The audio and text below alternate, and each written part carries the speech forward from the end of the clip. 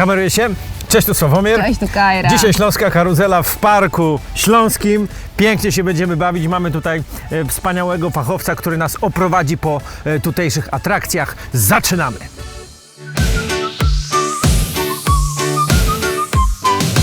Pawle, powiedz, co to za wspaniały budynek tutaj za nami się znajduje? To jest budynek garbarni z Koniakowa, który stał oryginalnie w tej lokalizacji na przełomie wieków. Dokładnie gdzieś około roku 1900 został tam zbudowany i to był budynek, w którym garbowało się skóry. Koniaków ten od koronek? Koniaków, dokładnie ten od Doskonale. koronek, Beskid Śląski, to właśnie te tereny.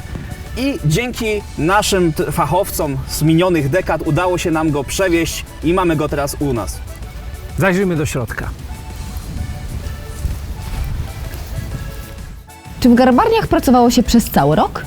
W garbarniach pracowało się praktycznie przez cały rok, w zależności od tego zasobu skór, który się pojawiał.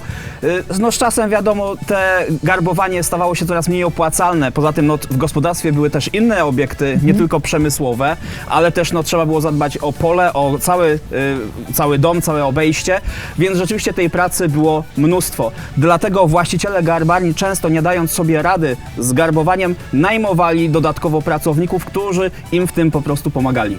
A było w jakiś sposób ogrzewane w zimie? Nie, ogrzewania nie było, tym bardziej, to właśnie tym gorzej można powiedzieć. Często decydowano się na zlikwidowanie jakichkolwiek uszczelnień w ścianach, żeby po prostu był przewiew. Dlatego, że jak się można łatwo domyślić, garbarstwo wiązało się z fetorem, z zapachem bardzo nieprzyjemnym. Często właśnie takie garbarnie były lokalizowane też na obrzeżach wsi czy obrzeżach miast, żeby nie zakłócać życia mieszkańców. To było bardzo chyba trudny fach i bardzo trudne zajęcie też. Tak, niestety garbarstwo było bardzo słabo opłacane i było wymagające. Trzeba było przyzwyczaić się do tego po prostu zapachu, do tej ciężkiej pracy. Zresztą bardzo niebezpiecznej, bo te różne procesy gnilne, te środki, które potem używano chemiczne, powodowały, że można było podupaść na zdrowiu. Opowiesz nam, jak tutaj wyglądało, jak to robiono wszystko? Tak, wnętrze obecnie, jak widać, to jest wystawa in the making, jak można powiedzieć, czyli przygotowujemy wystawę, która będzie otwarta 11 grudnia i będzie można zapoznać się z procesem garbowania. Natomiast jeżeli chodzi o rozplanowanie samo takie tych kadzi, które mamy wewnątrz, to wszystko wygląda dokładnie tak jak w latach 60. XX wieku, kiedy ta garbarnia była przenoszona tutaj na teren ówczesnego tworzącego się dopiero skansenu. Mamy 5 kadzi, 4 kadzie okrągłe i jedną kwadratową. W kadzie okrągłej, która jest obecnie niewidoczna, po prawej stronie znajdowała się czysta woda. Do tej wody wkładało się świeżo pozyskane skóry, żeby je wstępnie oczyścić, dokładnie. Następnie przenoszono je do tej kadzi kwadratowej, w której znajdowało się wapno gaszone i umieszczano się je tam na kilka tygodni, dzięki czemu to włosie, które pokrywa skórę, można było potem łatwiej zdjąć z tej skóry. A po tym procesie znowu przenoszono te skóry do kadzi, 2 kadzi, które były wypełnione wodą z korą świerkową. Aczkolwiek taka ciekawostka, mówiło się dawniej na to dębina. Dlaczego? Ano dlatego, że dąb jako garbnik był najczęściej używany. I pomimo tego, że w Beskidzie Śląskim dąb istniał tylko powiedzmy w 3% drzew, jeśli o tym mówimy, to nazwa została. Często też ta nazwa dębina, niektórzy badacze tak twierdzą, miała takie koneksje etymologiczne, konotacje etymologiczne ze słowem drzewo. Więc już nie miało znaczenia tak naprawdę, jakie to było drzewo, ale ogólnie to była kora pozyskana z drzew. Kora wymieszana z wodą stanowiła właśnie ten garbnik. A w ostatniej kadzi po prostu trzymano potłuczoną korę świerkową, którą ewentualnie dosypywano do tych kadzi, żeby ten poziom był cały czas stały. A z jakich zwierząt najczęściej skóry garbowano? W Beskidzie Śląskim nie trudno się domyślić, że to były owce. Natomiast ogólnie wiemy, że praktycznie z każdych. Mamy skóry świńskie, mamy skóry cielęce, bydlęce, dlatego że dawniej przywiązywano bardzo dużą uwagę do, może tak brzydko powiem, maksymalnego wykorzystania tego zwierzęcia. Jeżeli konsumowało się mięso, to też trzeba było wykorzystać skórę z niego, którą używano na przykład do tworzenia rzemieni, uprzęży, części siodeł, ale części też ubrań, dokładnie, butów chociażby, czy innych czy pasów.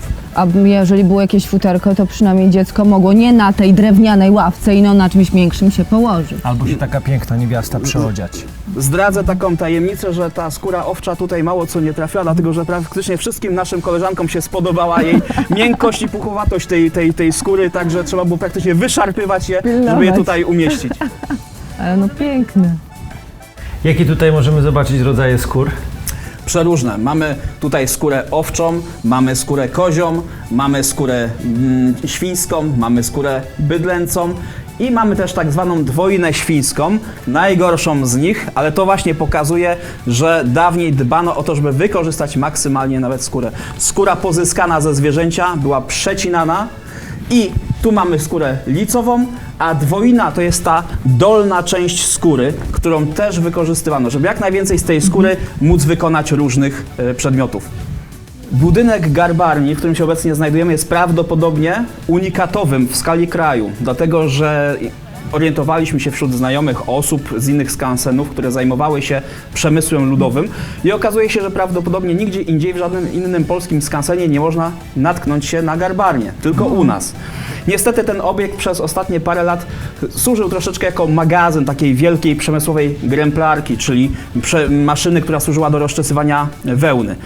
I po 6 latach zdecydowaliśmy się jednak, że koniec z tym, musimy otworzyć odrzwia dla zwiedzających i od grudnia tego roku będzie można tutaj przychodzić i oglądać wystawę o garbowaniu. Dlatego mamy tutaj drobny nieład, no bo wystawa się tworzy i jest to ten element kuchni skansenowskiej. Czasami zwiedzający przychodzą, już oglądają gotowy produkt, a teraz jest unikatowa też możliwość zobaczenia, żeby jak to po prostu wszystko powstaje.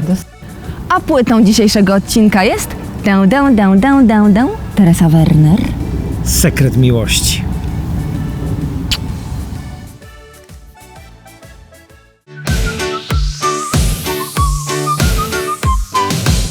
Kameruje się? Cześć, tu Sławomir. Cześć, tu Kajra. Słuchajcie, a dzisiaj Śląska Karuzela gości w skansenie w Chorzowie, gdzie można poczuć zapach przeszłości. Zaczynamy.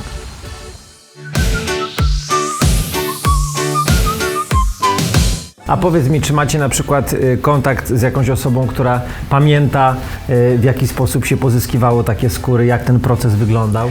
Niestety z tym jest coraz gorzej. Oczywiście kojarzymy takie osoby, spotykaliśmy się, ale zazwyczaj to są już przekazy rodzinne. Ktoś pamięta, jak to kiedyś wyglądało, ale coraz mniej.